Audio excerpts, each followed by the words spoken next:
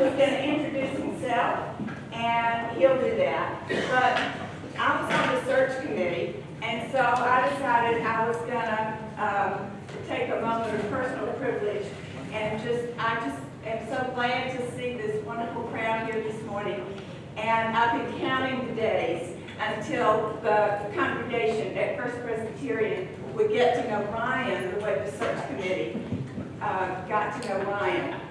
He went to Princeton University and stayed on in Princeton as the wrestling coach.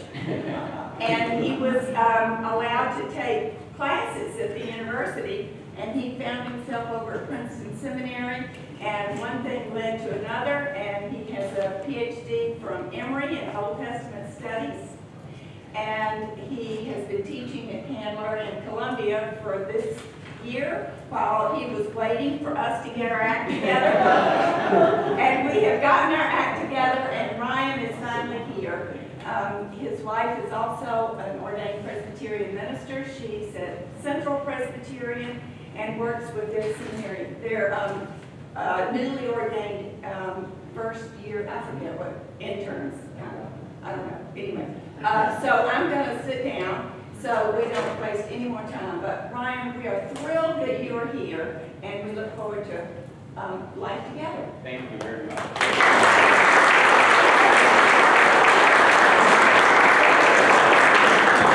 This is an awkward pause where I need to re-enter my password. There we go. Okay. Well, Florida, thank you so much for the gracious introduction. I am so honored and thrilled to be with you all. I have been waiting for this position. I didn't know this position existed, but I've been waiting for it in many, many ways. And so I've been working here since June 4th was my start date. But in many ways, this seems like my start date. Insofar as this is the first time that I get to teach with you all, and that's why I'm here. That's why I'm passionate about being here. And so I'm excited and grateful for this morning. This morning is going to be filled with introductions. Hopefully, I've met many of you before, but some of you just for the first time this morning. I look forward to continuing those relationships, getting to know you, your life, your family, your life in this church. So that's the one introduction this morning is to you and me to you. But I have several other introductions as well. I want to say just a little bit more about two things before we get to our study. First of all, where I'm coming from, and then why I'm excited about being here, not only at this church, but in this position which is new to the life of the church. So Florida said a lot of it already, but I formerly was an Old Testament teacher at Columbia Seminary. In fact, I will be continuing on in a part-time way as an instructor of Old Testament and Hebrew at Columbia throughout this year and hopefully into the future. So I'll kind of continue to have my hands in more of the academic world as well, even as I'm here full-time. Prior to that, I was in New Jersey for many, many years as an undergrad, and my first jobs were in New Jersey. Seminary was in New Jersey. So, and I'm one of those people who are proud to say that they're from New Jersey. Sometimes people hide that fact. I like to say that I'm from Jersey, with all of the rights and responsibilities that come along with that. Though originally I'm from Philadelphia. In fact, this is an interesting thing. I grew up 1 mile from where our head pastor, Tony, grew up. And in fact, we both were baptized in the same Catholic church in Lansdale, PA, although it's just a couple years apart. What are the chances? And we just found this out kind of accidentally not long ago. So I'm from Philadelphia. My family now lives out in Gettysburg, or near Gettysburg, Pennsylvania. Florida mentioned my wife, Jamie, also a Princeton Seminary graduate. We met there, got married down here in Atlanta in 2010, I'm pretty sure. I'm sure we got married, and I'm pretty sure it was 2010. Can we edit that part out of the audio in case you hear it? Did you know Ann? I have not met Ann Henley yet. Yes. We'll be office suite mates coming up. So Jamie is a pastor at Central Pres. She formerly was an associate at Alpharetta Pres when we lived in Roswell. We have a 16-month little energetic, playful boy, Leo, who as we speak is in nursery. Hopefully I will not get a call to leave you all to attend to that. And what else should I say? Oh, at Alpharetta Press, where my wife was an associate, so people knew me as Ryan, but most people knew me as Pastor Jamie's husband. And that was true until we had a kid, and then I became the father of Pastor Jamie's son. And so you can call me any of those things, but Ryan will work just fine. So that's where I'm coming from. Why I'm here? 3 things. First and foremost, I'm passionate about equipping and empowering congregations with a deeper understanding of the Bible, of theology, and the history of Christian thought. And in this passion, I think I follow a good line. The Christian community, really throughout the ages, has been one committed to study, to reflection, and to thoughtful engagement with theology. So this position that I'm in now, I think in many ways is just in step with a very long tradition in Christianity. But even more so, this passion comes out of our Reformed tradition. The Presbyterian tradition, in many ways, has been one marked by thoughtful engagement with Scripture. And I think many of you are perhaps here for that reason. It's one of the things that drew me to the Reformed tradition about 15 years ago. But also, I think this is a tradition that has deep and fruitful roots at this particular church. This church is one marked by, I think, fantastic opportunities in Christian education, in discipleship, in small groups, in Bible study. I had a chance to experience that now about 7 years ago. From 2009 to 2010, I was the chaplain for the Berean group. And I know some of you are from the Berean group, so I had the honor and privilege to work with the Berean group just for that 1 year. It was wonderful, and so I know, and there are many other groups like that, there is this wonderful tradition. So I'm grateful to be a part of that and to think creatively with you of how we can continue to do that and to do that better in the days ahead. But second, I'm passionate about building bridges between seminaries and the church, or between more the academic side of studying the Bible and theology with kind of the real life and real concerns of real people in these contexts. Sometimes that conversation always is supposed to happen, but sometimes it doesn't.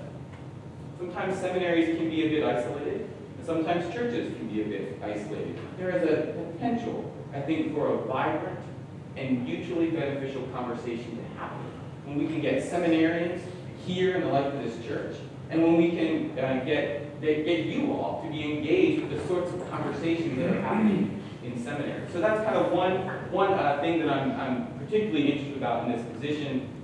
For me, this means developing discipleship opportunities that are both spiritually enriching and also at the same time intellectually stimulating. So it's not all mind, it's not all heart, it's somehow having a conversation between those things. I think it means thinking of innovative ways in which theological education can happen here, at this place, and not just there at those seminaries. I think there's a great opportunity for that to happen. Third, and finally, I'm passionate about Scripture. That's why I'm really here, because I love the Bible, even the New Testament. No, I'm just kidding. I love it. I also do study the appendix, which is also known as the New Testament, occasionally, and we'll see in this one particular series. So I'm passionate about Scripture, but I'm also passionate about encouraging and supporting believers, you, and seekers of all stages of life, to grow in their love for and knowledge of these ancient but beautiful texts.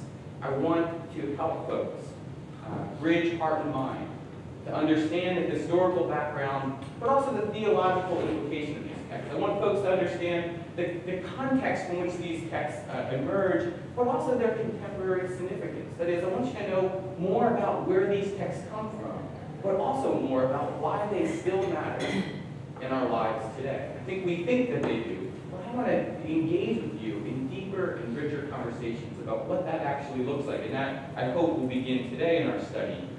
There's many reasons why I'm passionate about Scripture and about teaching about Scripture, but one of the main reasons is simply that in today, 2015, I would say that biblical literacy in our country has never been lower. Now that might be a product of many things, and we can go and actually have a series in mind that will talk about that, but that's for another time, another place. So I'm passionate about helping folks know the Bible better. And statistics show that our knowledge, as I said, is decreasing, although of course not in this group. There's a Pew survey from 2012 on religious knowledge that gives incredible data about kind of even Christians understanding the Bible. But even a more pertinent stat and I think enjoyable is this, which I came across. These are things that fifth graders have said about the Bible, and I take this as evidence number one about why such teaching is needed. Things fifth graders say about the Bible. The Egyptians were all drowned in the desert. Afterwards, Moses went up to Mount Sinai to get the 10 Amendments. So it's mostly right, but not quite. The first commandment was when Eve told Adam to eat the apple. That was the first commandment. The seventh commandment is thou shalt not admit adultery. I think there's something not quite right here. Fifth graders say that Moses died, he died before he ever reached Canada. Which is true. Moses absolutely died before he reached Canada. I know this as a biblical scholar to be a firm fact. Further in the Old Testament, Joshua led the Hebrews in the Battle of Jericho. David was a Hebrew king skilled at playing the lyre. Now, if you think about it, that's also a true statement. David the king was actually skilled at playing the lyre, but he also played the lyre as well as an instrument. And this is just a selection. David fought the Philistines, a race of people who lived in biblical times. I'm not sure if that's true. Solomon, one of David's sons, had 300 wives and 700 porcupines. I can't either deny or confirm the existence of that many porcupines in Solomon's time. Jesus enunciated the golden rule, which says to do one to others before they do one to you. Okay, then finally, the epistles were the wives of the apostles. The wives of the apostles. So, with that being said, it's actually a good time then to actually turn to our studies, which actually has to do with those epistles or letters of the Apostle Paul. Again, not Paul's wife, but as our children would have us. So that was the second introduction. That was the introduction to me and why I'm here. The third and final introduction, and all I'm doing today's introductions, by the way, I'll eventually get through something. But I want to introduce this series that we'll be doing together in this classroom from now until the end of August. It'll be August 30th. It's a 10-week series. And it's called, as you can tell here, it is on the Apostle Paul, but it's a little bit more focused than that. It's actually on Paul's use of the Old Testament in his letters. So we're going to call it Echoes of Scripture in the letters of Paul. By Scripture here we mean Old Testament. We'll unpack that a little bit more next week actually, but for now this is our working title. So by way of introduction to this introduction, to the introduction to this series, I want to introduce you to one of my pet peeves. Not only as an Old Testament teacher, but just as a Christian. This is a pet peeve of mine. Have you ever seen these things, the New Testament only Bibles? You go into a bookstore, or go on to Amazon.com or ChristianBooks.com, whatever it is, you can browse and search, and what you'll find are a plethora of Bibles that contain only the New Testament. So these are Bibles, full Bibles, or at least advertised as such, but they only contain one part of the canon. Have you all seen this? Is this a familiar phenomenon? Who has one? I have several. Let me just be honest and say that I have these. They're marketed quite well, and there's certain use to them. So there are a lot of these New Testament only Bibles. Now, I should be fair that not all of them are New Testament only Bibles. Some of them are what I call New Testament mostly Bibles, because they get the New Testament and they couple it with certain books in the Old Testament. Now, which books do they tend to choose? Psalms, because there's another usual suspect. Proverbs, and sometimes both. Sometimes both. So, I just noticed these covers are kind of the same. Maybe this is part of the series. But the New Testament, Psalms, and Proverbs. So they throw in two books from the Hebrew Bible, the Old Testament, but still somewhat of a partial canon within a canon. Now they have these, like I said, I have a 16-month-old, so I'm interested in these things, but there's also kids' versions of these, right? New Testament with Psalms, here's the sheep laying down the lion, apparently. This is the KJV version, words of Christ in red, but again, it's kind of this micro Bible. It's mostly New Testament with a little bit of Psalms. Now, here's one that I've never found in a bookstore, but I'm actually, this is no one steal this from me, but this is a publishing project of mine. I would love to put this out there, but I've never seen it in a bookstore. New Testament with Leviticus and Nahum. Now, how many of you would rush out to buy the New Testament with Leviticus and Nahum? Why not? There are parts of the Bible, like Psalms and Proverbs are. Yes. So what's at work behind all of this? I mean, why, let me ask this question, let me put it pointedly. Why isn't there, why don't you find this at Amazon.com? Or in our bookstore down the hall? Why not? Why not this one, but this one? Ostensibly, they're the same thing, right? But not really. Why not? Theologian. Many of the things in Leviticus are not really being carried out. Okay, that's a fair statement. One could also argue that there are a bunch of things in Proverbs not being carried out. But it's a point well taken. Leviticus seems more foreign, as the other Susan in the back. I think a lot of it is because people have not delved deeply enough into the Old Testament to realize the richness and to understand the stories and the lessons that come from it. Okay, yeah, thank you. So it's a similar point, but that they're just kind of, that first canon, the Old Testament, is a bit unknown, right? Yeah. You need a better cover. Well, you need if I had like a little sheep on here or something like that, so there maybe the tree or maybe grain, that would probably settle. Yeah. Just as contrast to, there are many people that certainly, I think I have some sympathy with this, that the Old Testament is a great story of failed relationships between God and people, very flawed people, and our ability to extract messages from that is very difficult. Whereas the New Testament, for various reasons, we find more applicable and speaks more to our current situation. That's right. And I think it's a well-taken point, and I can't disagree with it in many ways. I would say there's a lot in the New Testament that's tight. And there's a lot in the New Testament that we struggle to apply. And there's a lot in the New Testament about people being unfaithful. And yet God also showing up in transformative and gracious ways. But I think your point is well taken, though. I think it's still we have a more difficult relationship with the Old Testament. Some of us have a conflicted relationship with the Bible in general. But even more so, I think we have a conflicted relationship with people. Yeah. There's not a big enough market, I would say, for people who are interested in the New Testament who realize that Leviticus and Nahum have anything to do with it. That's right. Yeah. So, and this actually, I think, is the main point, or maybe not the main point, but is the most prescient one for us, is that this is just a marketing issue.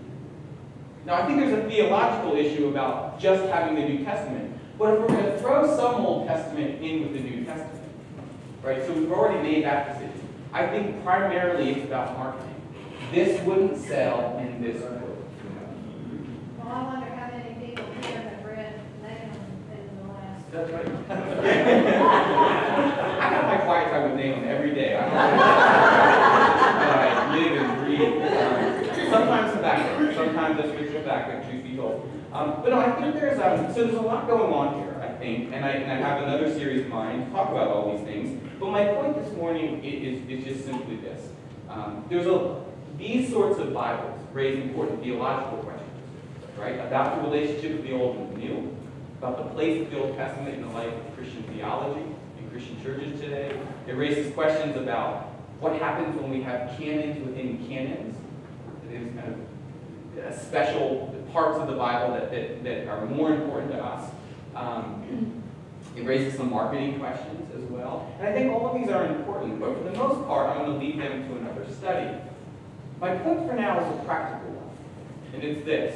For all intents and purposes, these Bibles, all of these Bibles, but let's say particularly the one on the left here, you're right, I think essentially fail to do what they advertise. That is, they essentially fail to give us the New Testament only. Now, it's not because there was a publishing error and there are some pages of the Old Testament included in the back. The reason I say that they failed to give what they advertised is that the New Testament itself, the very pages of the Gospels and the epistles that we know as the New Testament, are chock full of Old Testament. So even if you just print the New Testament, it's not a New Testament only Bible. In fact, it's not even a New Testament mostly Bible. The New Testament itself is filled with Old Testament everywhere you turn. Examples. So, for instance, there are direct quotations of the Old Testament in the New. Actually, quite a few of them, several hundreds in fact. They're often introduced with this little formula, as it is written. As it is written is usually the apostles' way of signaling that they're quoting the Old Testament. There aren't quotation marks in Greek, the language in which the New Testament was written. So they had to signal that they were quoting in some other way. So they would say, for instance, as it is written in the prophet Isaiah, see, I am sending my messenger ahead of you who will prepare your way, Mark 1:2. So there are dozens, even hundreds of these direct quotations. But this is not the only way in which the Old Testament appears in the New. There are also indirect references. We might call these allusions, echoes, as I use in the title for this series. These are places where a specific text is not cited verbatim, but an idea or a story or a theme that is very Old Testament-y is present. A great one, although a very confusing one, is found in 1 Corinthians 10:4. And all drank the same spiritual drink, for they drank from the spiritual rock that followed them, and the rock was Christ. I don't know if this is a familiar verse to any of you. It is referencing back to several Old Testament stories. There's two places in the wilderness journey of the Israelites in the book of Exodus, Exodus 15 and 17, where Moses strikes a rock, and from the rock comes life-giving waters. Right? So perhaps this is an allusion or an echo of that story. But now, it's not Moses striking a rock in the desert to provide water, but now Christ is the rock who provides the life-giving water. There's a lot to unpack there, but even more confusing, though, is another story in the book of Numbers. I know another congregation favorite. In the book of Numbers 20, Moses strikes a rock, out comes water, it feeds the Israelites, and Moses is punished. In fact, according to Numbers, it's the reason why Moses doesn't reach Canaan. Because he strikes this rock. Very, very curious. What texts stand in the background of these indirect references? Sometimes it's clear, but sometimes it's not. And so I think worth studying. And then finally, there are metaphors, images, thoughts from the Old Testament that just seep into the language of the New Testament, be it the Gospels or the epistles. An example, and I saw the holy city, the New Jerusalem, coming down out of heaven from God, prepared as a bride, adorned for her husband. This language from Revelation is dripping with imagery, particularly the idea of Israel as bride and the notion of the New Jerusalem being created at kind of this climax of God's redemption of the world. It's all Old Testament stuff, here repackaged as a New Testament text. So my point again is this, that the New Testament is chock full of the Old Testament, even when it stands on its own. And this is especially true, and this is now closer. I'm inching ever so closer to the topic I'm actually going to be talking about. You'll note that I often have introduction upon introduction upon introduction. And if I string enough of them together, I never actually have to give you content. So that's kind of my pedagogical strategy, but we're eventually getting there.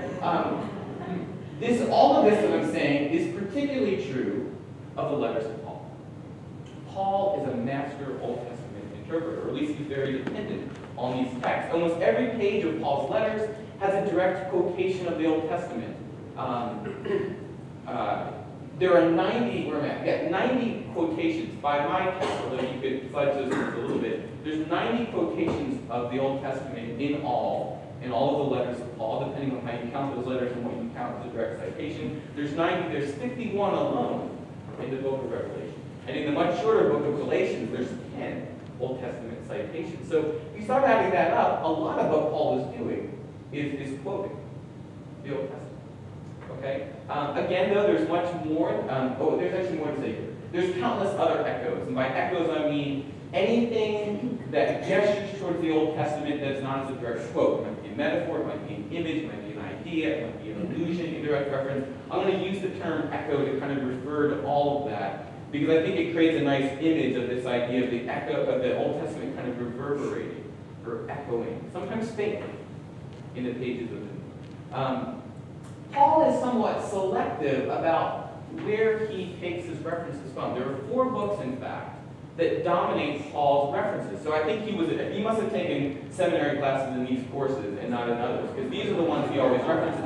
Genesis 15 times, Deuteronomy 15 times, the Psalms 20 times, and his favorite book, Isaiah, 28 times. But interestingly, almost all of those Isaiah quotations come from the last 10 to 15 chapters of Isaiah. So he must have been out of class early on for the Isaiah class, but he showed up late and he kind of knew the end of Isaiah way more. Actually, there's a very serious reason why he does it, which we'll get to in a future week. So, let me just add, kind of to summarize this, we might say that Israel's scriptures, for all intents and purposes, what we call the Old Testament, although we'll nuance that a bit next week, were, quote, the grand textual matrix through which Paul's thought took shape. The Old Testament was the grand textual matrix through which Paul's thought took shape. And this is what we're going to be studying the next 9 weeks. Please. After all, Paul, before King Paul, was Saul, the super Jew. He knew all this stuff. That's right. I mean, that's what he was studying. That's what he was supposed to embody before he was headed toward Damascus. Absolutely. And we'll say more about this later, but you're right, absolutely right. These were Paul's scriptures. And not just Paul's scriptures. These were the scriptures of the church. There was no New Testament. Right? When Paul writes his letters, he wasn't like looking back at the Gospels. Right? He didn't pull out his New Testament only Bible and think, what should I say? When he pulled out his Bible, and he didn't actually, anyway, when he pulled out his Bible, he pulled out the Old Testament. Right? So this was the scripture. Right? There was not something else that he could have looked at, and he decided to look at the Old Testament instead of the New. This was his text. And so the way in which he works with that text, I think, is very fascinating. And so the point of the whole study then is to explore the various ways in which Paul interacts with Scripture, and and this is the second point.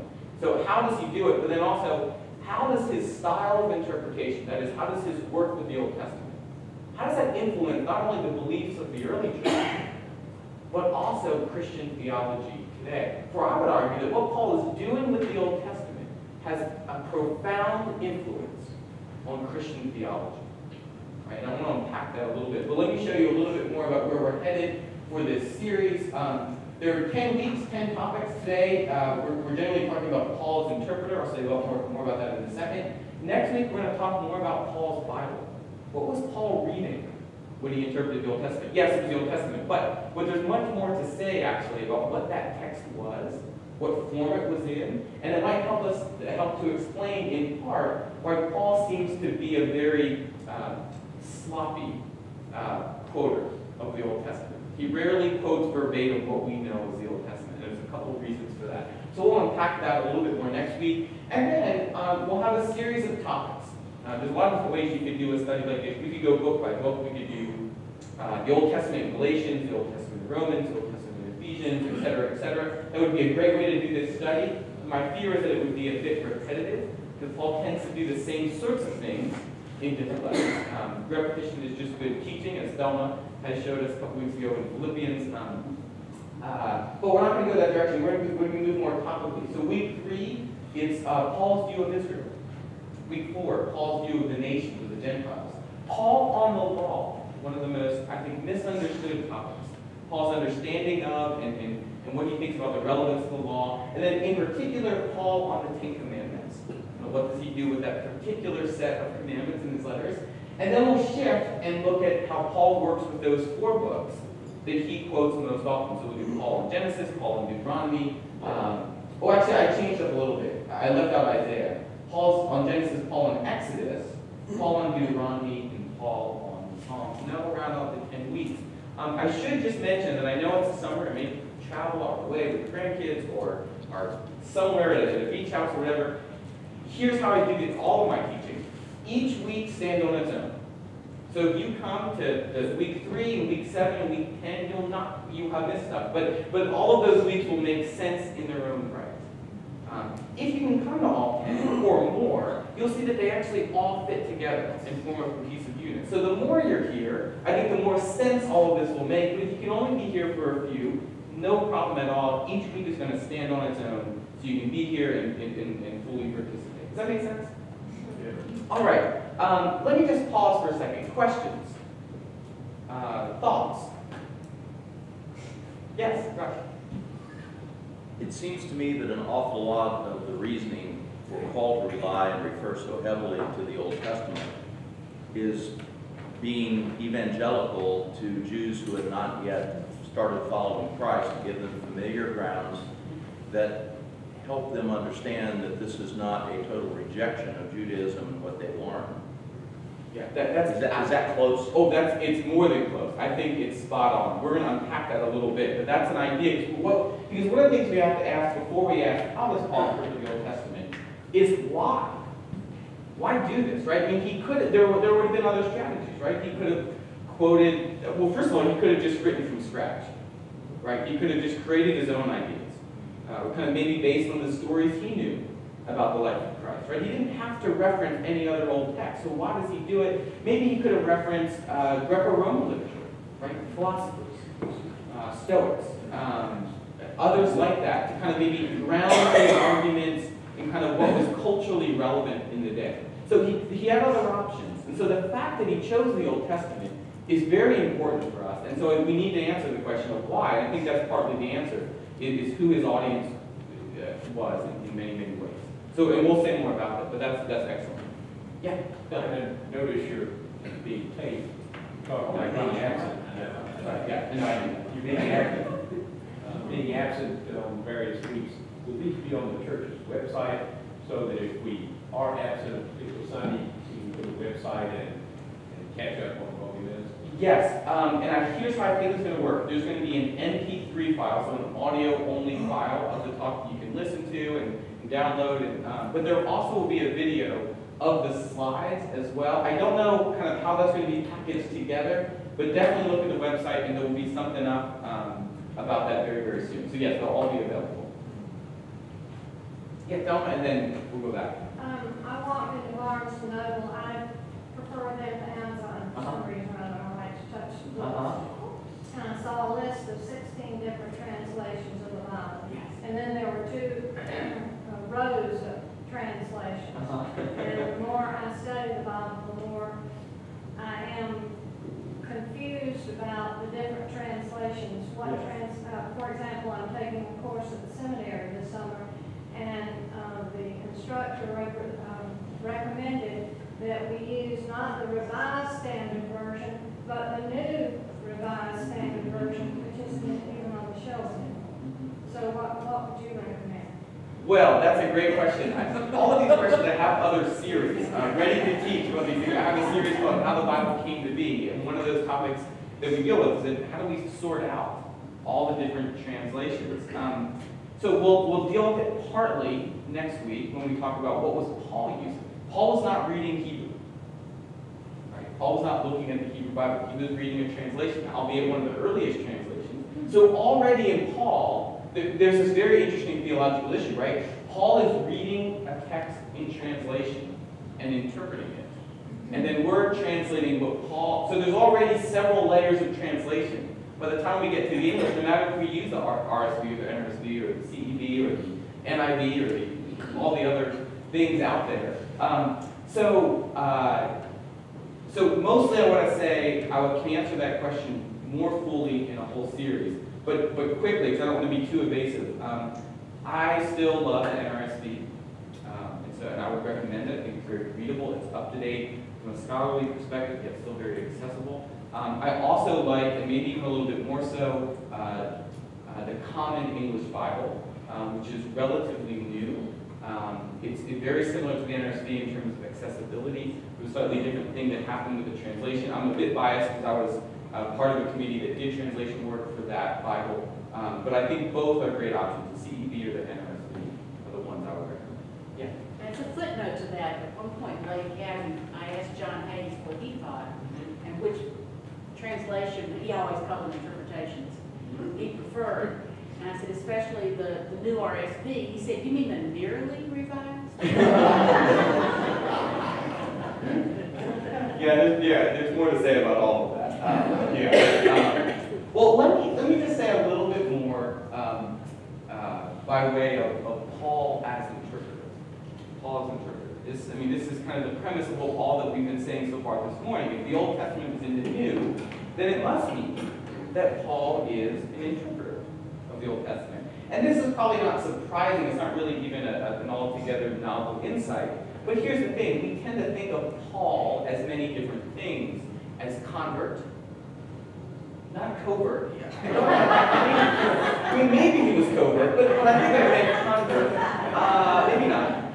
As preacher, as missionary, as theologian, and perhaps most profoundly, as the earliest author of the New Testament. And all of those things are true, and I don't wish to dislodge anything, except for the covert part. But the goal of this series, and in here, if there was one thing you came away, even if you came all 10 weeks of this series, if there's one thing you came away with, and I hope you come away with more, but if there was only one thing you came away with, it's simply this: to begin to think about Paul as an interpreter. What would it mean? What would be the significance? How would you read Paul differently if you thought of him as an interpreter?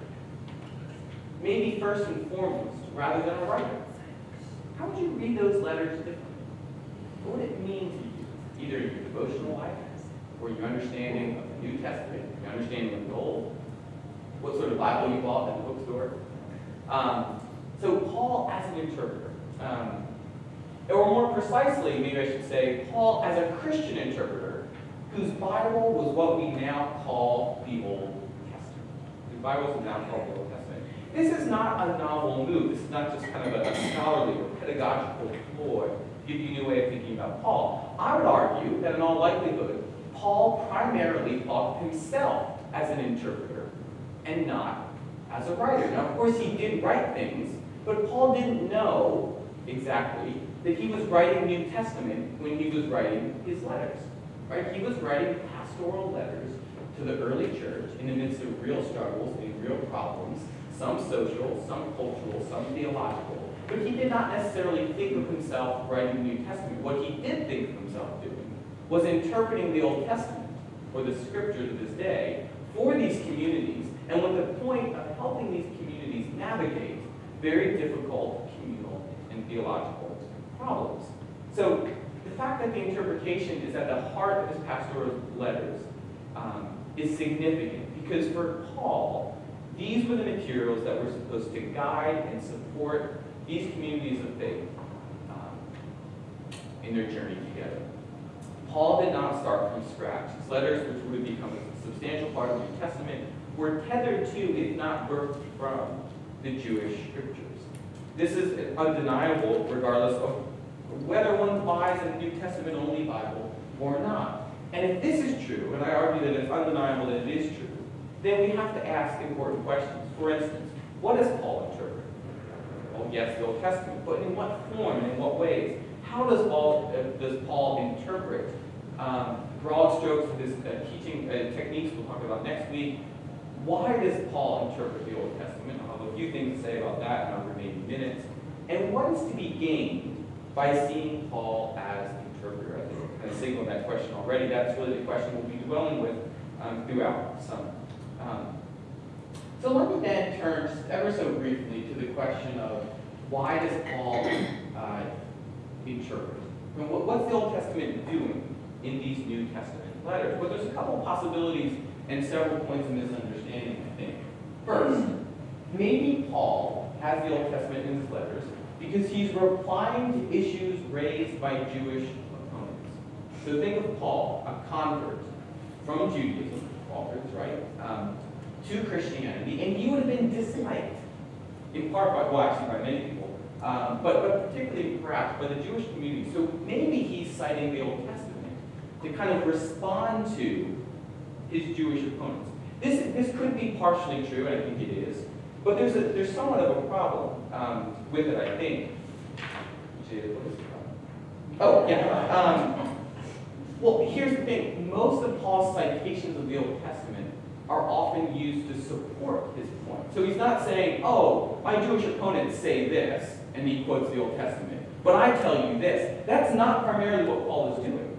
Paul is presenting his own arguments with the Old Testament. So there might be some sense in which he's responding to Jewish opponents, but I think it doesn't, on the whole, capture what he's generally doing with the Old Testament. So that's one possibility. A second is closely related, is that maybe the Old Testament is a foil to the New Testament, and it's the negative example that the New Testament kind of responds to or corrects or offers a new way forward in some way. This is a very prominent idea, actually in Christian circles particularly.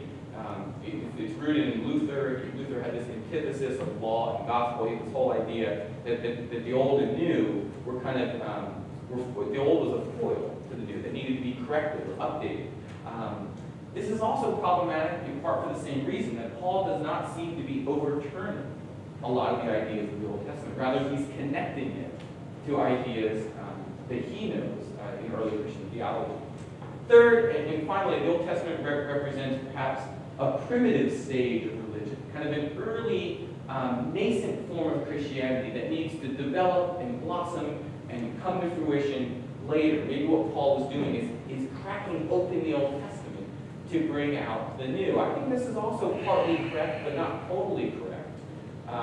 Because Paul seems to think that the Old Testament just isn't a kernel of an idea. He thinks it's the real idea. He thinks that what's said in the Old Testament actually supports the theology that he understands of the life, death, and resurrection of Christ. So all of these could be partial explanations, but probably not full explanations of what he's doing with the Old Testament. I'll end with this. Here's a better option, I think. In Paul, we find a first century Jewish thinker. Remember, he's a Jewish thinker. And he's a Jewish thinker even after he converts. So keep that in mind. Paul is thoroughly Jewish in his thought. All early Christians, for the most part, were thoroughly Jewish in their thought. That might seem like a paradox, but it's true. In Paul, we find a first century Jewish thinker who insistently sought to show that his proclamation of the gospel was grounded in the witness of Israel's sacred text. He wanted to show that there was a profound continuity between these two things. That what he preached to be true about Christ was what Israel's scripture said already, though maybe in different forms. Despite his conversion, Paul does not turn away from his sacred texts. In fact, he turns toward them to describe, articulate, and explain his conversion to Christianity. As such, the law and the prophets and the writings are neither superseded nor nullified, but they are transformed into a witness of the gospel of God's righteousness. And it happens in many and various and quite interesting ways, as we'll talk about throughout the summer. Put differently, the story of Scripture prefigures the realities of Paul's time and place as a Christian. Isn't this pretty much what Jesus was doing? I mean, Jesus was clearly using the Old Testament as a way to try to reach. And so you sense Paul just connecting the dots. I think you're right. There's something very similar to what Paul and Jesus, or maybe the gospel writers, do with the Old Testament. And I think that's absolutely right. The only difference to me is that because Paul comes after Jesus, I think he has, and because he's writing these pastoral letters to address practical problems, I think there's a slightly different relationship. Paul has to be a bit more selective in how he connects the old to the new, because he's dealing with very real problems. Although, I think, though, in general, yes, very similar things are happening. This study could easily be echoes of Scripture in the Gospel of Mark, or echoes of Scripture in the book of Revelation. It could be, this study could take other forms. We're focusing on Paul's letters. Are you saying that if you took Paul into Barnes and Noble and showed him all the New Testament things he said, look, all these are written down, you have everything, he would be shocked and say, no, you can't have the New Testament out. Oh, he would be shocked and horrified. Yeah, I think, and the early church would be too. I mean, we'll go into this later, but there are the early church in about the 2nd century made a very decisive decision that the canon went together. They didn't have to do that. They didn't have to include the Old Testament, but they spoke against, the church decided against someone named Marcion, who very much wanted to cut out the Old Testament. So this was a profound theological affirmation of the early church. I'm not saying that these, don't hear me say that those New Testament only Bibles are heretical by any means, but I do think they raise issues. I do think they would have been foreign to Paul. So at the very least, and I'll end on this in light of time, is that if we have the New Testament only Bibles, that's okay. Read your New Testament only. I love the New Testament. It's great. They're thinner. They're easier to carry around. I like them. I have them. I might read them to my son. But I want to build a certain self-reflective awareness about what we're doing when we read the New Testament, New Testament Bibles. And second, I just want us to be aware that when we read the stuff in the New Testament, we're still reading the Old Testament. And to kind of have a heightened awareness of the fact that the Old Testament is always and almost everywhere present in the pages of our New Testament. That really is what we're here to study this summer. And we're just going to focus that study, right? It could even be longer than this. We're going to focus on the letters of Paul. And even there, we're just going to say a fraction of what could be said about how Paul uses the Old Testament. So, I don't want to keep you late. That would be a bad precedent for me to keep you late for the service, for my first Sunday teaching. So I'm going to stop here, but I'm going to linger for further questions. I hope that you'll be back to join us for all the weeks, for some of the weeks, for even just one other week. I would be thrilled to have you. Thank you for the welcome, and it's good to have you.